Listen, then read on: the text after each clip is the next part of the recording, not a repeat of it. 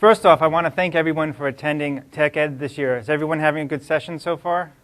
Good convention? Excellent. Thank you. So I'm sure over the last few days you have seen a lot of new and exciting Microsoft products that are already in the market or soon will be shipping. And you're probably thinking to yourself, how can I upgrade my legacy database systems to the latest version of SQL Server?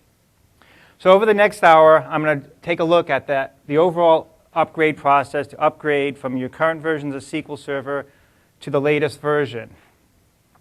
So I'd like to know who's in the audience today. How many IT administrators do we have out there with a show of hands? Okay, maybe 25%. How about database administrators? Okay, 50%. Other decision makers, executives, CIOs? Not too many. Okay. Welcome again. My name is Peter Sato. I'm a senior program manager on the SQL Server development team. I've been on the team for about 5 years now, working on various setup scenarios. When SQL Server 2008 shipped, basically the way the whole upgrade process changed significantly over prior versions. And I actually went ahead and there was a group of people in the SQL organization. They actually put together this upgrade reference material. It's about a 400-page document. It's very comprehensive. It's going to have all the details in there. But my goal here today is to break that down and to simplify the things you need to focus on to ensure that you plan up your upgrade and have an overall smooth transition to the next version of SQL Server.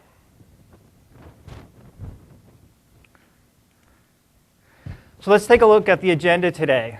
First off, we're going to be taking a look at the overall upgrade plan. What types of things you need to look at when you're planning to upgrade.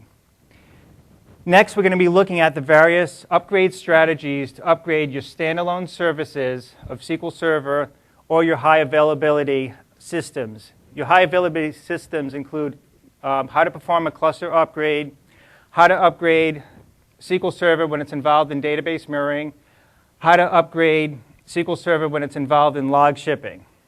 We'll also be talking about a lot of feature-specific information. For example, how to upgrade your DTS packages, your SSIS packages, how to upgrade analysis services, and so on. So some feature information that will help you upgrade certain features. I'll also be taking a look at several different tools to help out with that overall upgrade process. I'll be giving demos of these tools also. So some of the tools I'm going to be looking at include the Upgrade Advisor, definitely one of the very well recommended tools that you should run prior to the upgrade.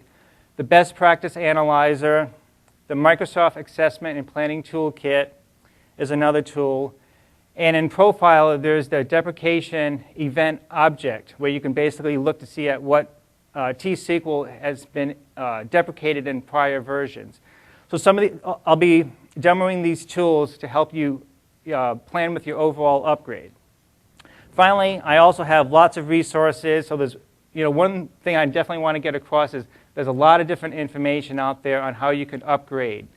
Well, one thing I want to mention, I do have a lot of material to get through. I'd like to hold off any questions into the end.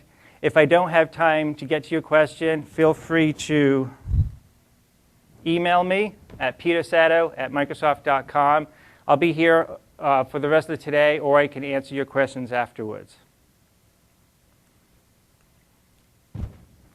So the overall upgrade planning is basically broken down into what I would consider 5 crucial steps. First is the overall preparation. Second, it's the pre-upgrade checklist, so the things you do prior to the upgrade. Your third step is the upgrade process. The fourth is really making that decision, are you going to move forward with the upgrade, or do you need to potentially roll back? And then the fifth is integrating that new instance into your environment in that post-upgrade task. So let's start off taking a look at that overall preparation. When you start to prepare for the upgrade, one of the things you want to do is make a complete assessment of your total enterprise. You want to see what versions of Windows you have out there, what versions of SQL Server you have out there. One of the tools you can use to do that is the Microsoft Assessment and Planning Toolkit, or MAP for short. This tool can basically go out, scan your enterprise using Active Directory or an IP range to see what versions of Windows and SQL Server you have out there. And sometimes you might be surprised that you have MSDE all over the place. Also during the preparation phase, you really want to make sure your purpose for upgrade is super clear and the goals for the upgrade is clear. Because once you're done with the upgrade, you want to make sure you can go back to, hey, have I achieved my goals? Is my upgrade overall successful? You should also look at, and this is going to help to drive what strategy you take to upgrade. How much downtime can I afford? Can my business afford? If you can afford very little downtime, then you're going to choose the strategies that are going to minimize the downtime, which generally means a little more effort. Next, what you need to look at is once you basically start to figure out what version of SQL Server you want to move to, what features you're interested in, you want to make sure that you're moving to a supported platform. So for example, if your goal is to get onto SQL Server 2008 R2 clustered, and your operating systems that you're using for clustering is Windows 2003, well, you're actually going to need to set up new hardware running that cluster environment. So you need to factor in what you're moving to, that platform is supported. And I actually have some, in my appendix of my slides, information on basically some of the prereqs, but then there's also, you want to take a look at the documentation for SQL Server 2008, R2, and Denal as far as what is the supported platforms. One of the key decisions you're going to need to make is, and I'm going to be talking about this a lot more, what strategy you're going to use to upgrade your various systems. You also want to make sure that you have a solid backup and rollback plan in place, just in case something goes wrong with the upgrade process or you find an application incompatibility. You want to be able to roll back, and you want to ensure that plan's in place to minimize any downtime. Also, during the preparation phase, you want to ensure that you put a kind of a certification process in place. So as you're going through your upgrade steps, you want to do a certain level of verification to ensure that that upgrade is going smoothly. That might include running your application, making sure it can read and write to your database, and doing some other checks. And also you want to ensure that you include the latest SQL Server, especially the critical updates, potentially a cumulative update, in that initial installation or upgrade process. And finally, whatever plan you put in place, make sure you test it. You don't want to put a plan in place and then start upgrading your production systems and find out your plan doesn't work. So let's take a look at how to include the latest SQL updates into an installation or an upgrade. So with a show of hands, who's currently already using the slipstream functionality? Okay, a few hands. So in SQL Server 2008, we introduced slipstream. The slipstream functionality allows you to run setup, SQL setup, and at the same time, updates. So for example, a service pack can basically be merged into that initial installation. This gives you a lot of advantages, because by the time the files are installed onto the machine, they're already at that latest patch level. You no longer need to install the original files and then apply the service pack, which in SQL Server 2005, that took a long, long time. Also, you can help to reduce the number of reboots. Since you're only doing one install, you're likely going to reduce the number of reboots. And also, the slipstream functionality, since it's fixing the files before they get onto the machine, we can actually address a lot of the setup issues before you start using the product through a cumulative update or a service pack. One of the downsides of slipstream, it was a fairly manual process. You actually need to, sort of the advanced method that we provided. It was about 10 steps you needed to follow to build the media. So it was a manual step process. Well, in Denal, the next version of SQL Server, we've actually enhanced and improved upon the slipstream functionality. It's called Product Update. So now, when you launch Setup, And you no longer need to create that merged media. You launch setup. By default, it's going to go against the Windows Update service to see if it can find any updates. If it finds some applicable updates, it's going to show those to the user, and then from there, the user can choose to include them or not include them. Also, it can, instead of just going against the Windows Update service, it can find the updates on a file share. So let's take a look at that. So who's used the Windows Server Update Service, or WSUS? Okay, good, a couple show of hands. So you're probably familiar with Microsoft Update, where a client machine can connect to Microsoft Update to get updates for Windows and other Microsoft products. Well, WSUS is essentially that service running inside your enterprise, because most large enterprises, they don't have access to the internet. So what you can do with WSUS, which is I'm showing right here, you can actually sync up to Microsoft Update to download the updates. So right here I have an update. It's really a test service pack for Denal, next version of SQL, inside my WSUS server. On my machine right here, I have a version of Denal. I'm actually going to launch that. While setup's running, I'm going to show you WSUS quickly. Because what we want to do when the next CTP or next beta of Denal comes out, we actually want to make sure that you give this a try. So what we're going to do is we're going to create a fake update. We're going to push it into Microsoft Update. But because it's a fake update, you won't be able to automatically sync it to your WSUS server. But what you can do is just go to this update node in WSUS, choose import. That's going to open up the Microsoft Update catalog. If I have, well, I don't, let's see. Try again. Okay. Well, this is, I guess I don't have internet access here.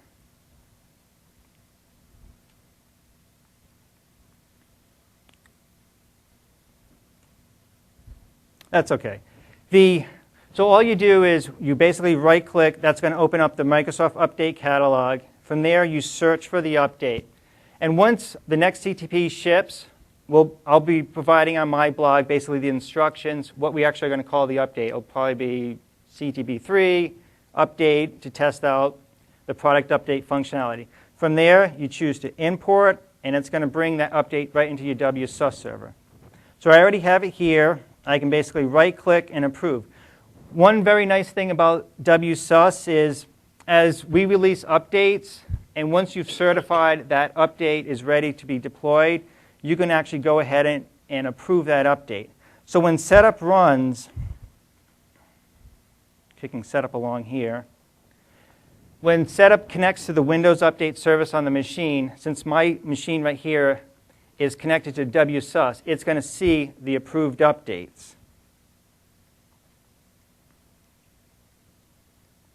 The way we're going to continue to distribute updates for existing installations still has not changed through Microsoft Update. This is just another way to basically give setup the updates that are applicable. So now, going back over to my setup that's running, it's going against the Windows Update service, which is connected to my WSUS server to find the applicable updates.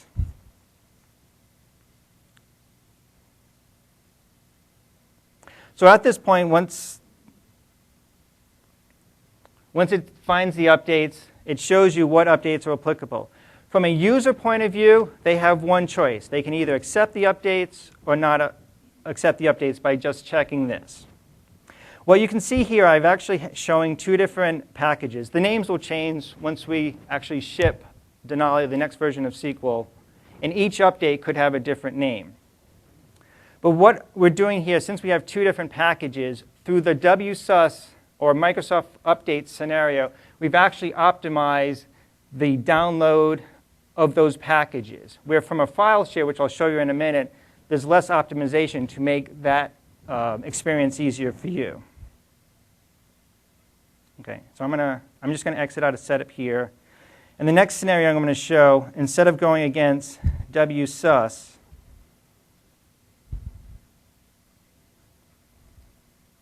this time I'm going to launch setup again, and I'm launching it with action equals upgrade. That tells setup to basically run the upgrade wizard.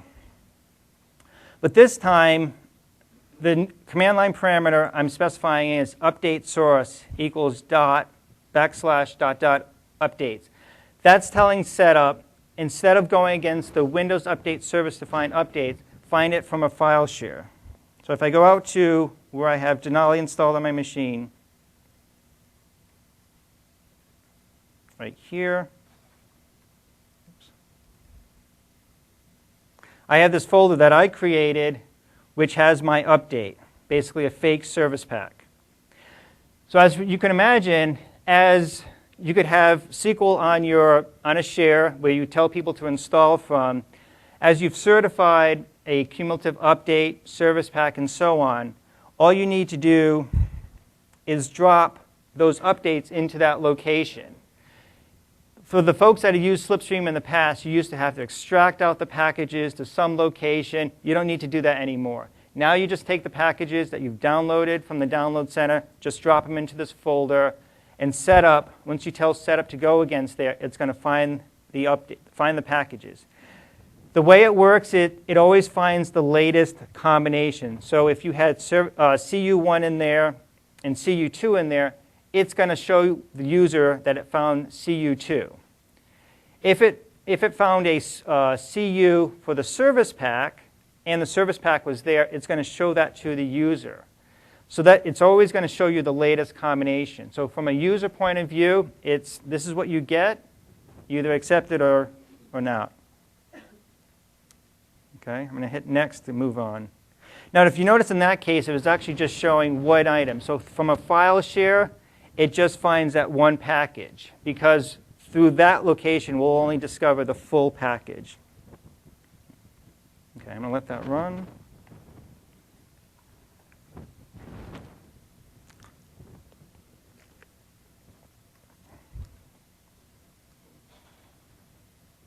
Okay, so let's talk about a little more around the planning.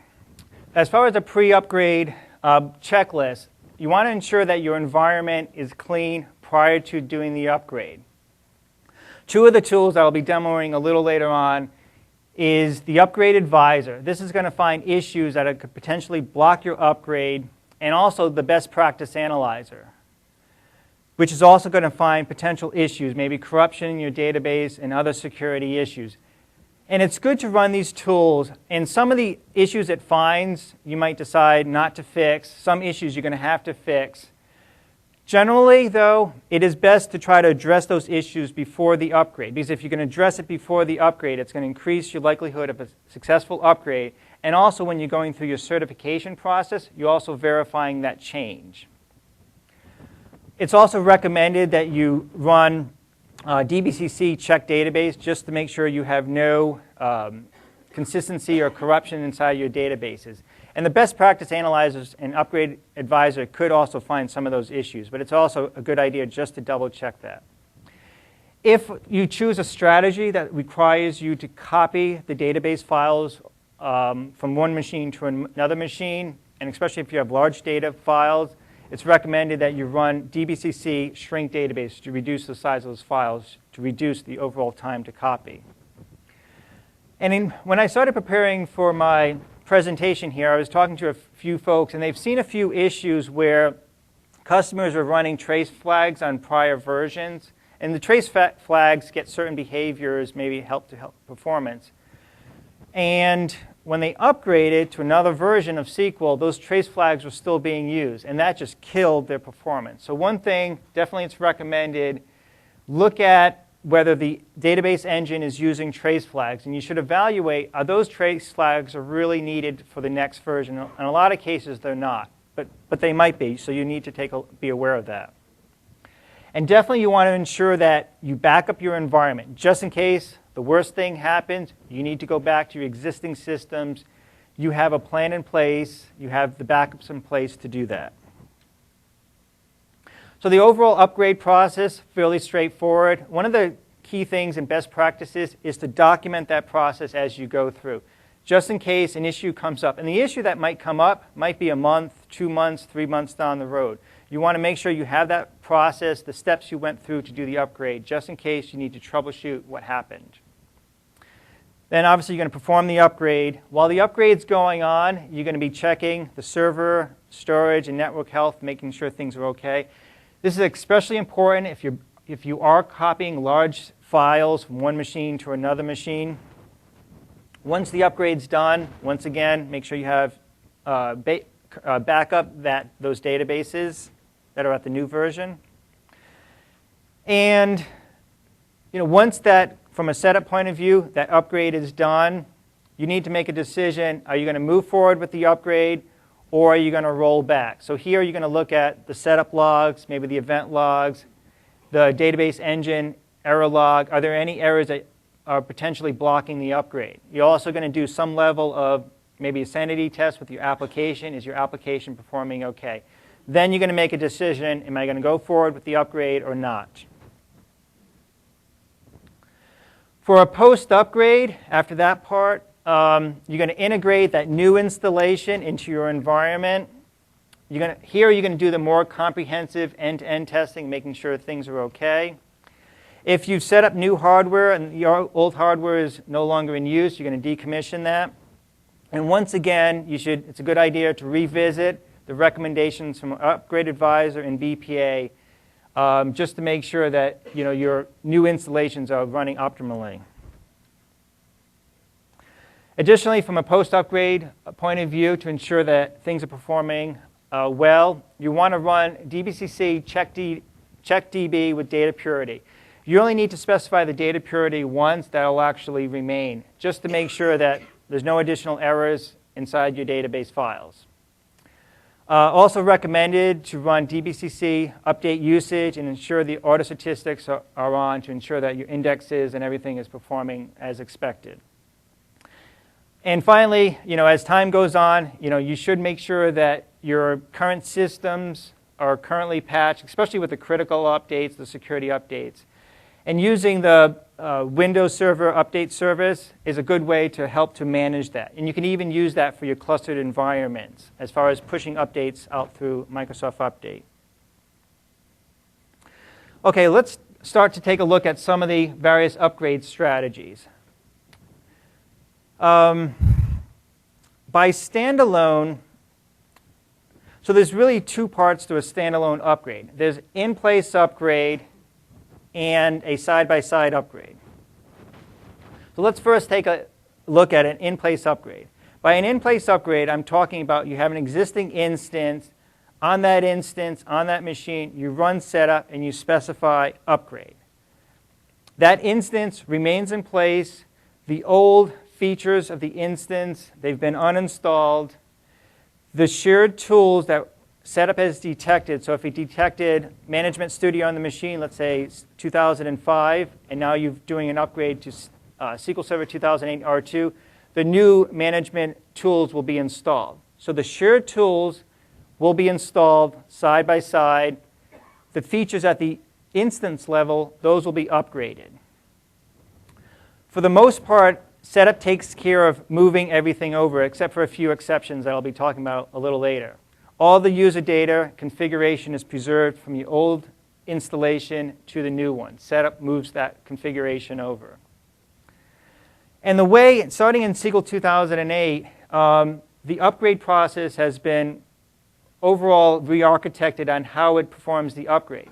In SQL 2000, 2005, when it performed an upgrade, it was essentially replacing the old files and corrupting that index as it was going along. And if it worked, great. But if you had a problem with that upgrade, it could be very difficult to roll back. But starting in SQL 2000, the way the upgrade works, it actually installs all the files side by side, so it's not touching the existing files, and then it moves over the configuration. And that makes it much safer if there is an issue kind of during that upgrade and during the configuration. It's much easier to roll back. And setup will actually tell you how to roll back if you need to, either uninstall what you just installed or to run repair to get things back up and running. Because the old instance is not affected, it's much easier to roll back. As far as upgrade path, you can always go from the same edition to the same edition. So you could go from standard edition to standard edition or to higher edition, so standard edition to enterprise. One of the paths you can't do, that which we get a lot of questions on, you can't go from eval to eval.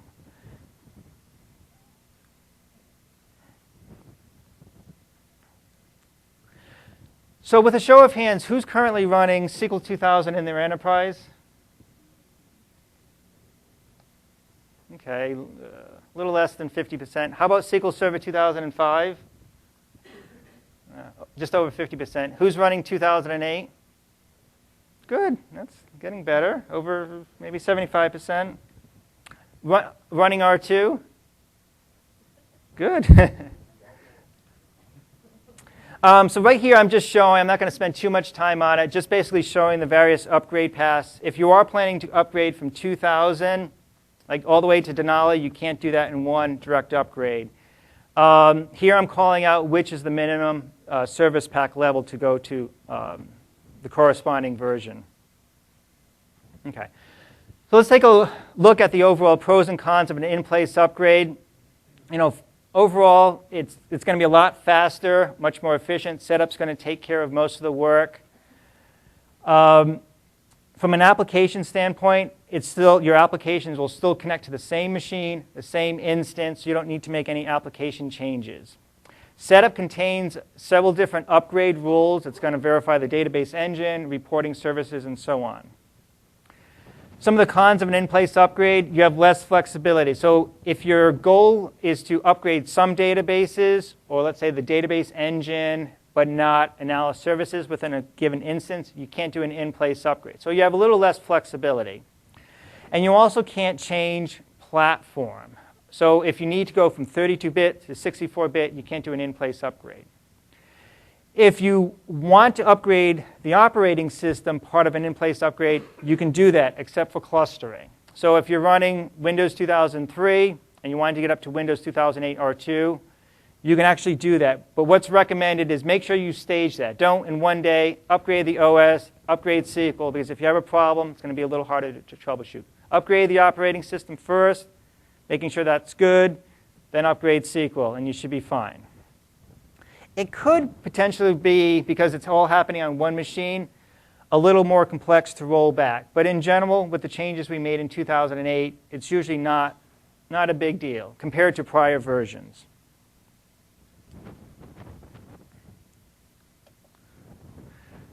So popping back over to the demo, as you remembered, I ran setup, specified upgrade. Now I'm in the upgrade wizard.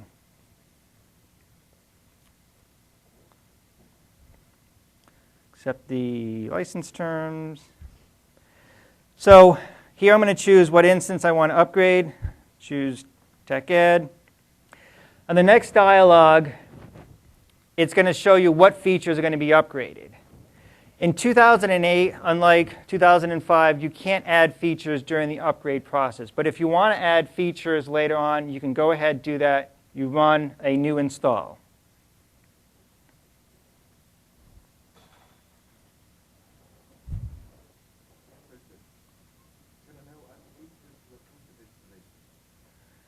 No, that has not changed.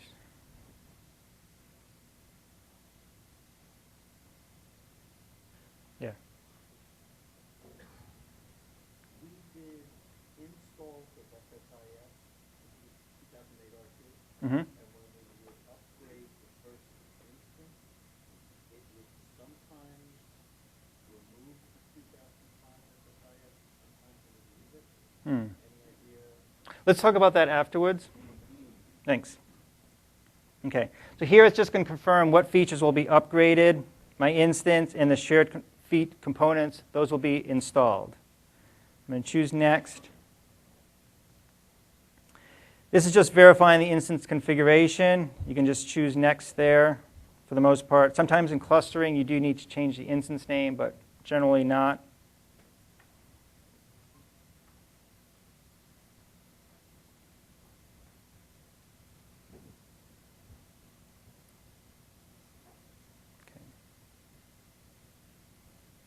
Most of the, as you can see, most of the dialogues for upgrade, I could just quickly go through. The one dialogue you need to think a little bit about is the full text upgrade. There's three choices. You can either import, rebuild, or reset the catalogs. Generally, what you need to do is take a look at which word breakers you're using. If those word breakers have changed quite a bit, and the documentation is usually pretty clear on which word breakers have changed, if they've changed, you're generally going to want to choose to rebuild the catalogs just to ensure you get the most accuracy. But if the word breakers haven't changed, you can choose import. It's going to be a lot quicker. It doesn't need to rebuild the catalogs. On the next dialog, it's going to ask the credentials to connect to the report server, so it can basically run a set of rules and move the configuration over.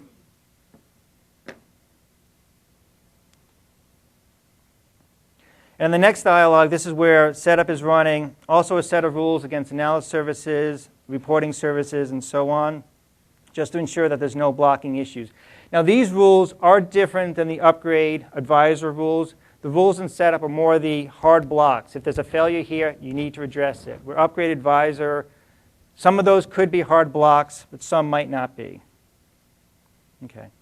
On the final screen, you can verify what's getting upgraded, the settings. What I'm going to do is grab the configuration file. So one thing in SQL Server 2008 we started doing again, always generate a configuration file. So you can take this configuration file. I'm going to go back over to here to my next command line, drop in the configuration file.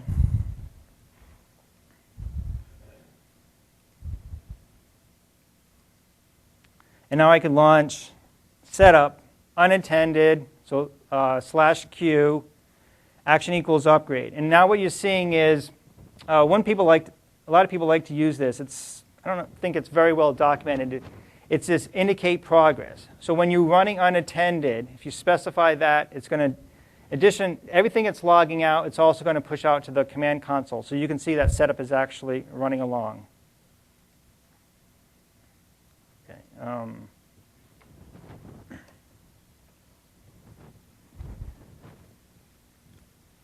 Okay. Next, let's take a look at a side-by-side upgrade. When I talk about a side-by-side upgrade, you're performing a new install of SQL. It could either be on new hardware or on the same existing hardware as a new instance. Generally, if you're going to go with side-by-side, your big motivation to do that is because you have new hardware that you want to set up, new version of the OS you want to move forward with. So you perform a new install, and from there, you own copying all the data over because you've done an install. You have a few different options to move the data over. You could use the copy database wizard. That's going to move over all your user databases, stored procedures and master, your jobs, user-defined messages. It's going to move all those over, the copy database wizard. The copy database wizard won't move over things like extended stored procedures, some alerts, and linked servers. Some of the other options you can move your database over with is basically backing up and then restoring, or detach and attach. One thing to keep in mind, we tend to get this question a lot. So I've taken my databases, I've detached, now I've attached them to a higher version. Now I want to go back, take those same databases and go back to a prior version. No, you can't do that. You can only go forward with your databases. We get that question quite often. Because you own manually moving over all the data and all the configuration, you definitely want to spend the appropriate level of time to make sure that everything's been moved over. Because once you've decommissioned the old hardware, that stuff could potentially be gone. So make sure you have a very comprehensive. Do you have a quick question? Yeah, well, when you detach and reattach to the higher version, does it automatically set the compatibility level up? No, it doesn't change the compatibility level. But internally, it's running a script to bring it up to an internal version. It doesn't change the compatibility.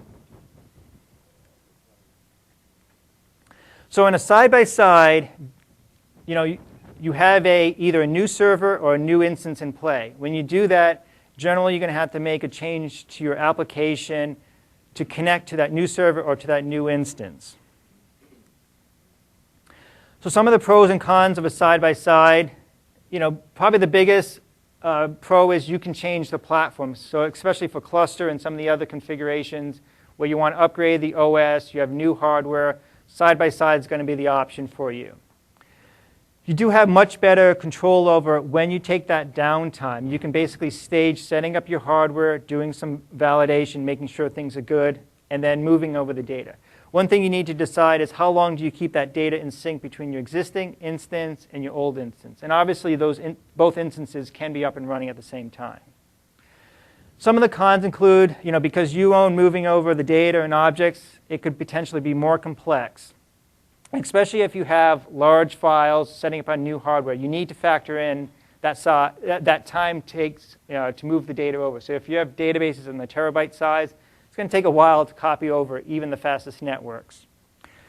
And potentially, because you have, you're changing the hardware, the OS, other platforms, if you do find, let's say, a performance issue, it could be a little harder to troubleshoot than if you're running on existing hardware and OS. Just something to keep in mind. So moving on to cluster upgrade. So the process in 2008 has actually changed pretty significantly. Before the way it worked in 2005, you went to the active node. Setup took care of going out to the remote nodes to do all the work and all the magic. If things worked, great. If things did not work, it was hard to figure out what was going on. 2008, it's a little more manual process, but the big advantage is it's much easier to troubleshoot what's going on. Worst case scenario, one node is affected, not the whole cluster. At a very high level, and I'll be going into a little more details soon, you basically manually upgrade the passive node, setup will either fail over, and then you go to the other node and upgrade that. The patching process is very similar. So here in my example, I've got a 2-node cluster. And let's walk through the steps, basically the best practices on how to upgrade this cluster. So as a best practice, it's recommended that you install all the prereqs up front and upgrade the shared components. Now, in a clustered environment, for SQL Server 2008, for prereqs, you need to install, and setup won't do this, install .NET 3.5 and potentially MSI 4.5. For Denal, the next version of SQL, you need to potentially install, depending on what version you're going to. If you're going to Windows 2008 R2, then you already have the prereqs that setup needs, that SQL needs in, including .NET 3.5 SP1 and also PowerShell. So those are the prereqs for Denali. So you go to your passive node. Once you got your prereqs installed, go to your passive node, and you're going to upgrade the shared features. So at this point, you're upgrading the tools if they happen to be on your cluster. You're upgrading SSIS and so on. Once you've done that, you're going to manually fail over. So what was previously the active node is now the passive node. And here you're going to, once again, install the prereqs and upgrade those shared features. And if there's any reboots, you're going to reboot that node. Once the prereqs are installed and the shared features are upgraded, you're going to start to upgrade the instance. So you start with your passive node.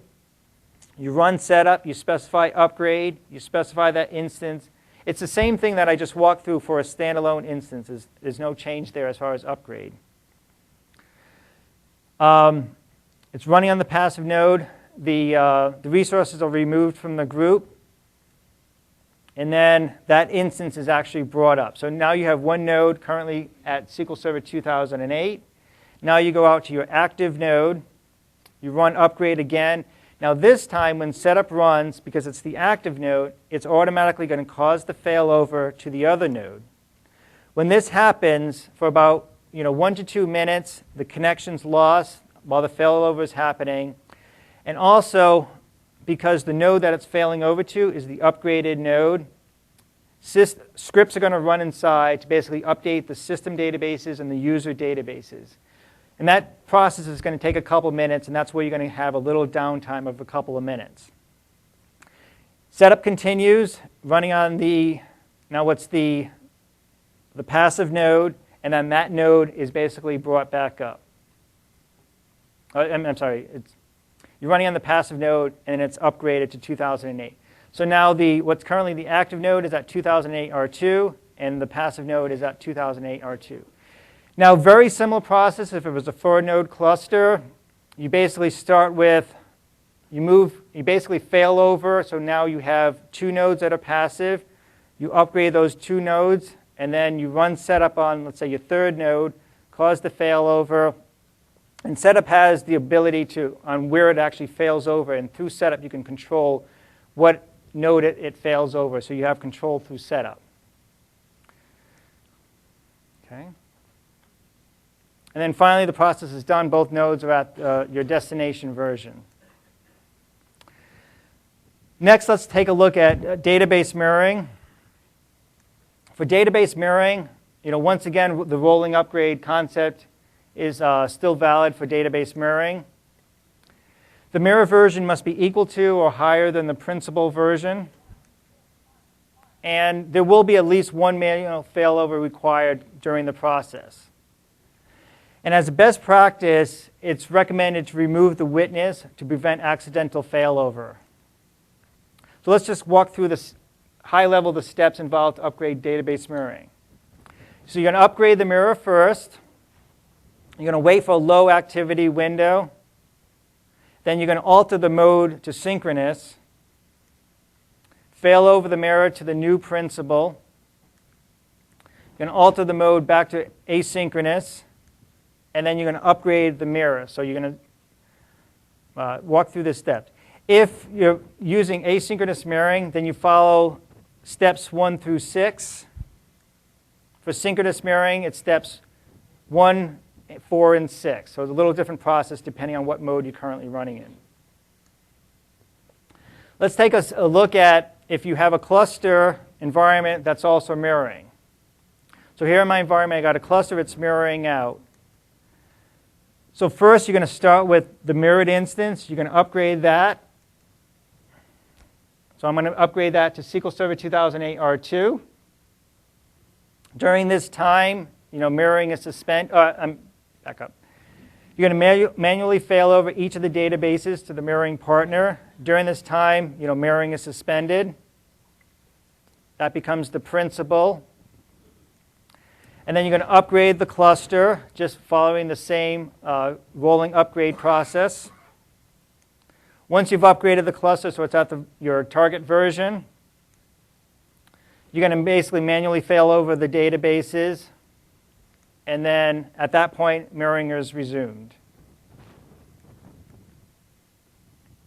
For log shipping, if you're using SQL Server 2000 log shipping, there's no direct upgrade path. So you're going to have to reinitial log shipping. Really, there's 2 different methods. You can either choose to change the roles, the primary and the secondary. But when you do that, that's going to give you the greatest ability to reduce the downtime, but much more complex. And therefore, it's not recommended unless downtime is very critical for your log shipping. The easiest method to go forward with is the no role change. And essentially, the high-level steps include you're going to upgrade the instance that's hosting the secondary database. Then all the transactional logs that have been created on the primary, you're going to restore those onto the secondary. And then you're going to make a final transactional log backup on the primary and then restore that. And then you're going to upgrade the instance containing the primary. So generally, no role change is the best practice. But there will be a little more downtime with that option. So talking a little bit about some of the feature-specific information, some things you need to consider. Okay, for replication, generally, in-place upgrade is going to be the preferred option because if you do a side-by-side, and you might need to do a side-by-side because you have new hardware and all, and when you do that, you're going to have to reinitialize replication, which is going to be very time-consuming potentially. So you need to factor that in. How long is it going to take to reinitialize replication? Generally, the flow, operating replication, you start with the distributor, then the publisher, and then the subscribers. You can actually have mixed versions in a replication environment. The distributor can always be version equal to, or 2 versions equal to or newer than the publisher. Subscribers for transactional replication can be within 2 versions, higher or lower. And then subscribers for merge must be equal to or older than the publisher version. So for analysis services, generally if you're going from 2005 or 2008 to Denali, you can either choose to do an in-place upgrade or side-by-side, fairly straightforward for analysis services. If you're coming from SQL Server 2000, you're going to have to use the analysis services migration wizard to basically upgrade analysis services. Just a quick snapshot of where that is, the migration wizard for analysis services. Once you connect to analysis services, you right-click, choose Migrate Databases. That's going to launch the wizard. You walk through that process to migrate Analysis Services 2000. For DTS, we had a lot of questions on DTS. DTS in Denali has been completely removed from the product. So this is the time to start to making sure you're moving off of DTS. You have a couple options as far as the migration. You could use the DTS package migration wizard. And there's various partners that have also created tools to migrate your DTS packages over. Now the DTS package migration wizard, it's not going to be able to move all your DTS packages over to SSIS. It's not going to be able to move some of the custom scripts over, some of the ActiveX controls, and not all the DTS tasks map to SSIS tasks. What you can do as a kind of a short-term basis, if you're going to SQL Server 2008, you can still run your DTS packages inside of an SSIS packages if it's going to take time to migrate those packages over. Here I've called out a few limitations as far as running DTS packages. Now also for SSIS, you actually do need to upgrade, you actually need to run the SSIS upgrade wizard to migrate that. So part of a normal upgrade process, the SSIS packages aren't upgraded. You need to run a separate tool.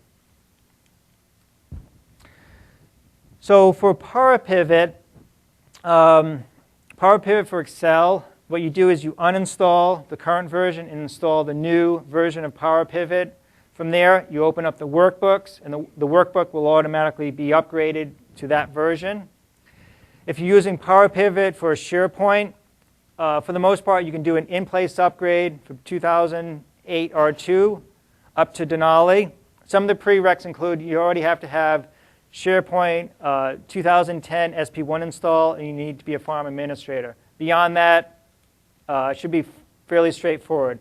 You do need to run the configuration tool to upgrade the farm and web application solutions.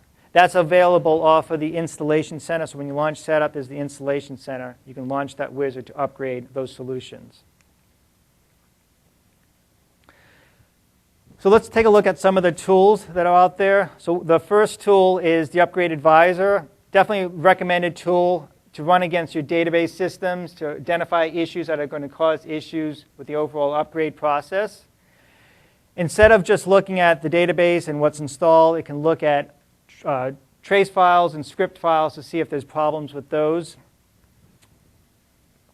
And any issues that it brings up, it's going to recommend how to address those. So let's take a look at Upgrade Advisor. Over to my demo.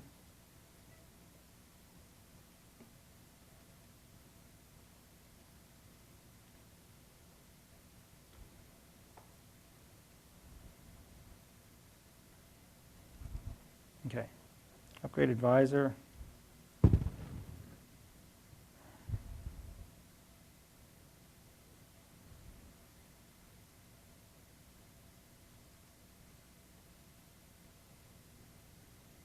Launching the wizard.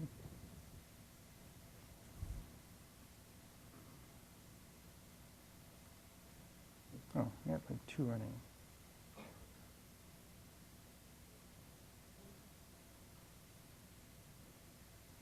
Oh, there it is. It's hidden. Nice.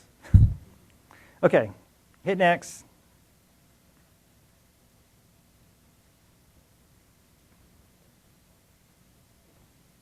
Come on.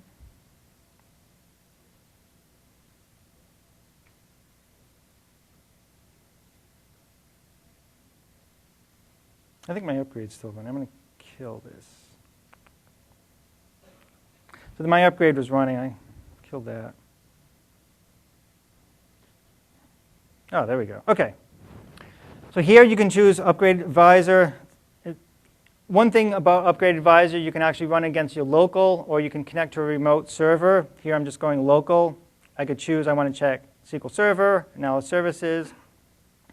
If I choose Notification Services, it says it's actually been removed from Denali. So I'm going to upcheck that. I actually don't have Analysis Services installed on my machine. I want to check that. I could choose Reporting Services. And if I choose DTS, it's going to say that's been removed also from Denali to warn you those features have been removed. And I can choose Analysis Services. I could choose the instance I want to connect to.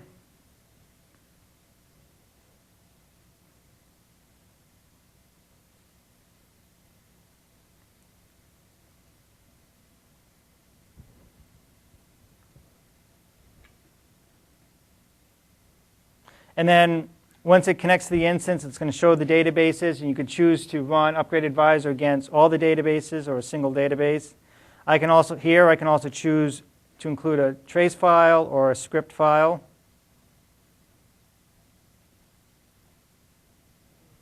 And check. I don't have a trace. There we go.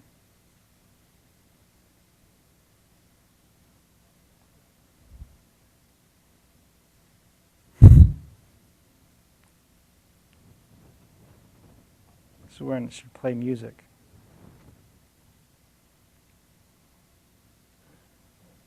Here we go. Okay. Basically, going to connect to reporting services. Here you can choose, which SSIS packages to connect to, and then basically a final confirmation. I'm not going to run it here. It takes a little while. Exit out of there. So what it does is, once I launch the report viewer, I can load up an existing report that I generated.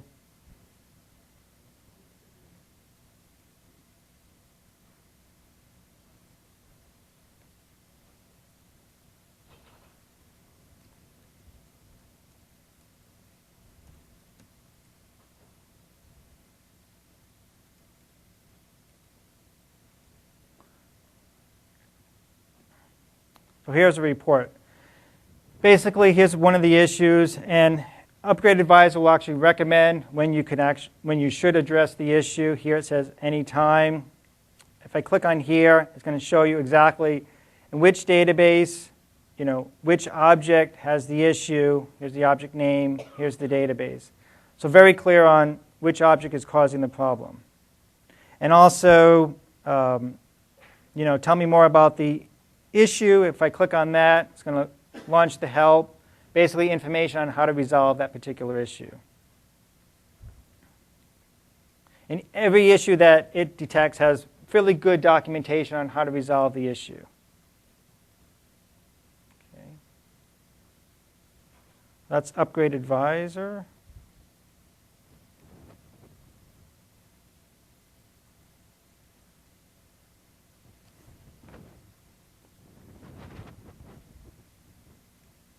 Okay. So the next tool is Best Practice Analyzer. Who's currently using Best Practice Analyzer? Okay, few hands. Definitely a good tool. It helps to verify your configurations or setting according to best practices. It's going to verify, some things at the setup level, some security issues, and issues at your database level. So it's a good tool to run to ensuring that you're following the best practices and your configurations are set appropriately. As far as versions, you want to run BPA 2005 against SQL Server 2005. The 2008 version of BPA will either run against SQL Server 2008 or against the 2008 R2 version. One thing to keep in mind when you're installing Best Practice Analyzer, you need to install the Configuration Analyzer 2.0 first. And also, one of the things I ran into when I was preparing my demo is if you're on a machine that's not joined to the domain, there's actually an issue in the installer where it can't enable remoting for PowerShell that it's using. Simple workaround as far as working around that issue, which I've actually added to my blog. So let's take a look at Best Practice Analyzer.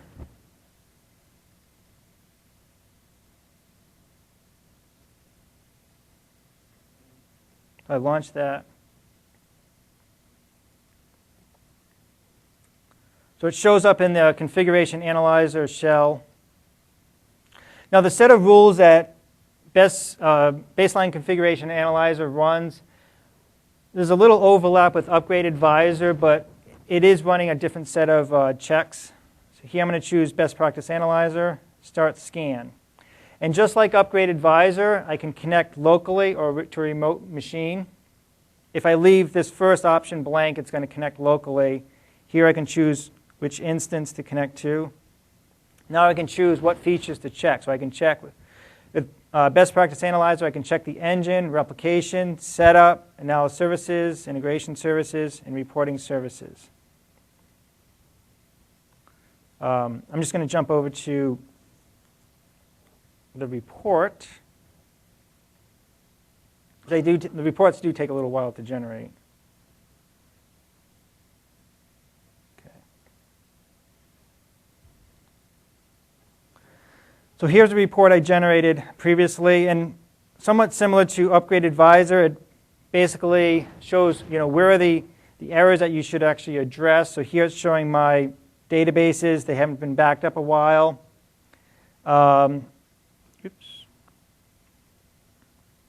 I should back up my databases. You could also go here for more information. I don't know if I have internet now. Basically, every article and all the information for Best Practice Analyzer. Basically, the folks that worked on Best Practice Analyzer was our support team. So they've seen a lot of the rules that have been added to Best Practice Analyzer are the issues that customers see over and over again. So that was one of the motivations on what rules were put into the product. So they actually own creating the KB articles, making sure very clear on if you hit this issue, how to resolve the issue. Everything's been fairly well documented. It's also going to show, what all warnings it found. Like here, it's talking about the authentication mode, and so on and so forth. So a good tool to kind of run through. And it's, once again, it's recommended to run the tool prior to the upgrade. Try to address some of these issues if you can. In some cases, that's the way your application, your databases need to work. That's Best Practice Analyzer. I'm just going to launch.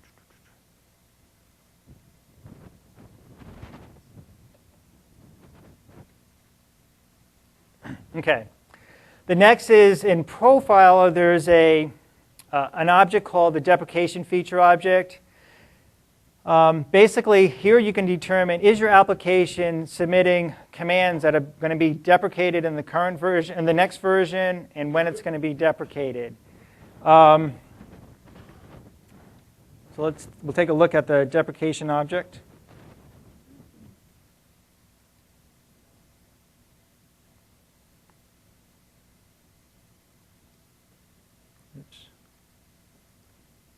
Okay, so launch Profiler.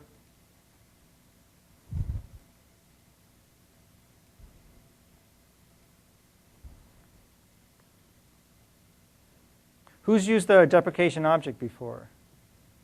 A couple of folks. Okay, I'll show you that. Okay, I'm going to create a new trace.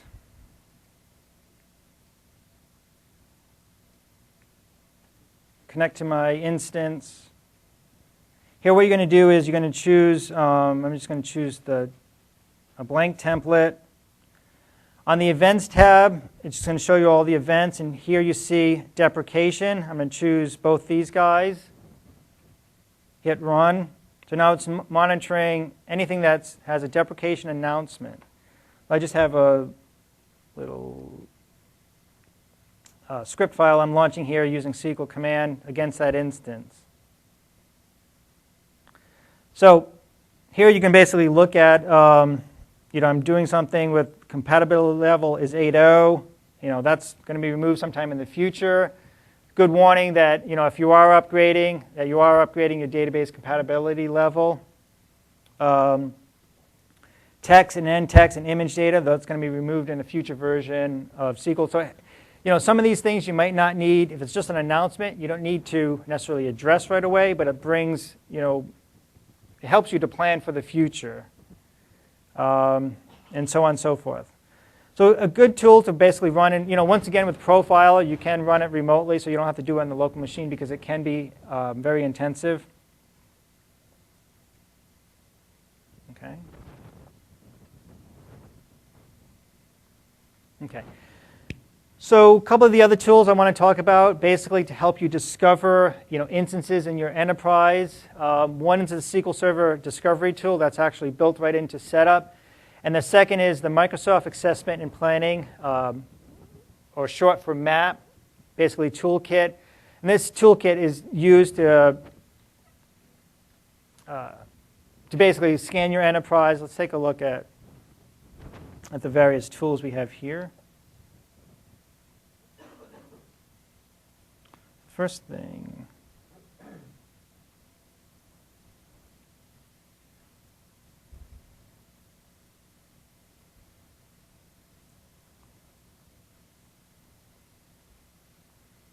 I'm going to show you, I'll show you a map first while I've launched. Let's see. Okay. This is the SQL Server Installation Center. I'm going to kick off this tool first. So the SQL Server Installation Center, under Tools, there's an option to basically run the Discovery Report. The Discovery Report will run and gather up information about the current instances and features installed on the current machines. I'm going to launch that while I'm showing you a map. So here I've actually connected to a database, a sample database, which is actually available on Microsoft.com/map. They have sample databases and sample reports there. And what I can do is click on here, SQL Server Discovery.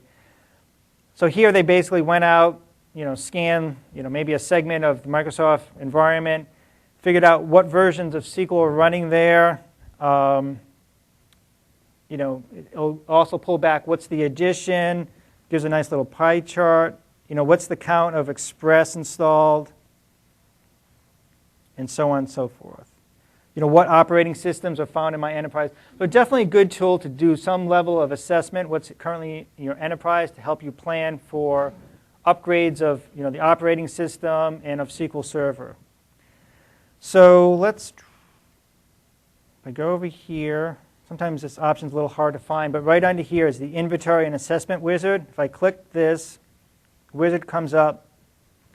Here I basically have, what scenarios am I looking at? So I could choose, I want to do a scan across my enterprise looking for Windows-based machines and SQL Server. Hit Next.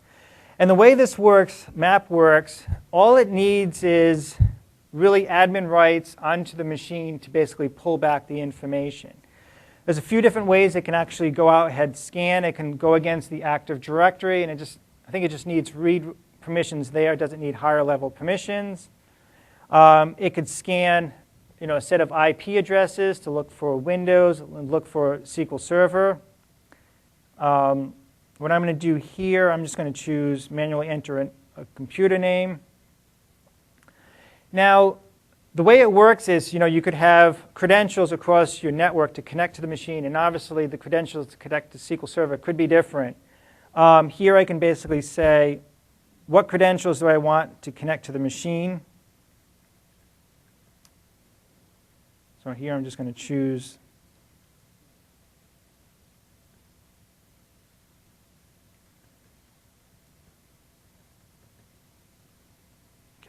Here it's basically telling what technologies is it going to use to connect to the machine. It could use WMI or Windows. Okay, here's my credentials. Here you can also specify what order it should actually use the credentials to connect to that machine.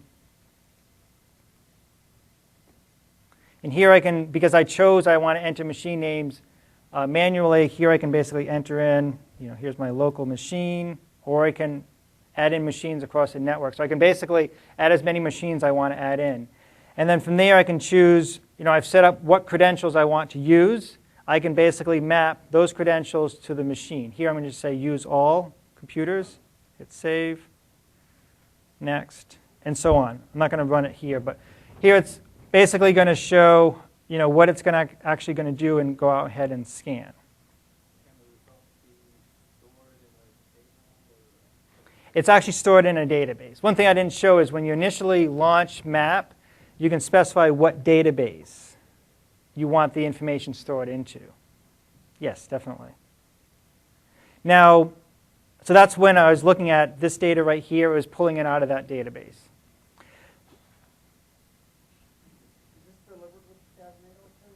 This is actually a separate outside of SQL. No, well, it's not even, it's available on, it's a free download on Microsoft.com. It's not part of SQL. Yeah, it's not part of SQL. Okay.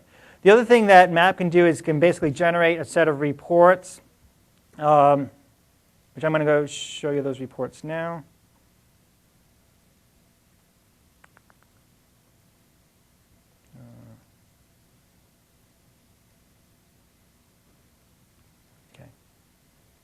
So MAP can create a whole set of reports. One of the reports right here is the assessment report, which I can open up Excel. So you can dump all this information into Excel. It provides a summary, what database instances it's found across the enterprise, and what components. One thing I like to do is, once you create a new tab. You say Insert, Pivot Table. You could select all the data that MAP's pulled in.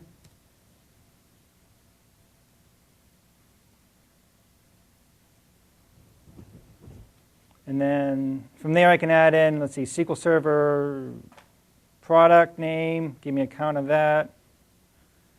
I want to know what service pack those guys are at.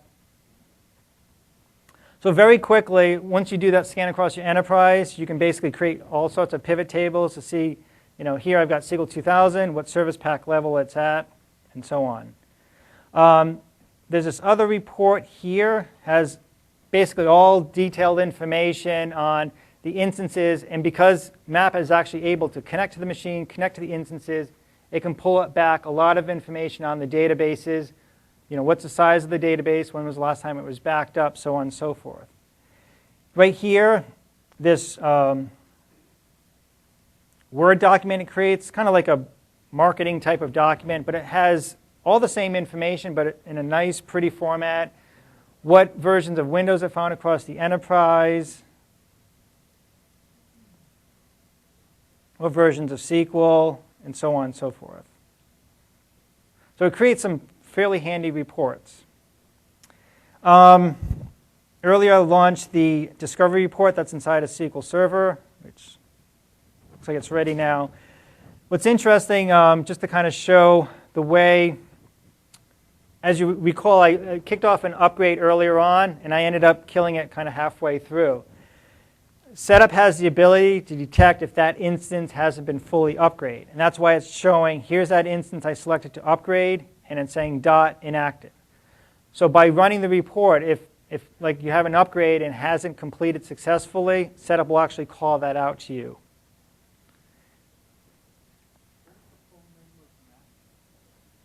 The Microsoft Assessment and Planning Toolkit. It's long. I do have a link of MAP on the deck.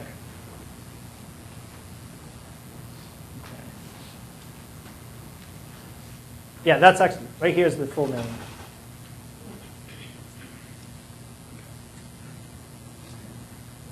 So, once again, lots of resources all over. Afterwards you can download the deck. Here's the various links. MAP Upgrade Advisor. I've got a link right here And I showed an animation on the upgrade. I've actually, on my blog, I've got all the UI screenshots. So you can really see what dialogues are involved in performing a rolling cluster upgrade. One last thing I want to call out, part of upgrading database mirroring and log shipping, those features will continue to be available in Denali. But part of that upgrade, some of the new things coming along is the always on. Basically going to become the replacement for database mirroring and log shipping. You might want to consider looking at those as you're looking further in the future. Once again, I want to thank everyone for attending. There's lots of information out there. If I didn't get to your question, send me an email. I'll respond as soon as I can on an upgrade. Thank you. I guess we have a few minutes for questions.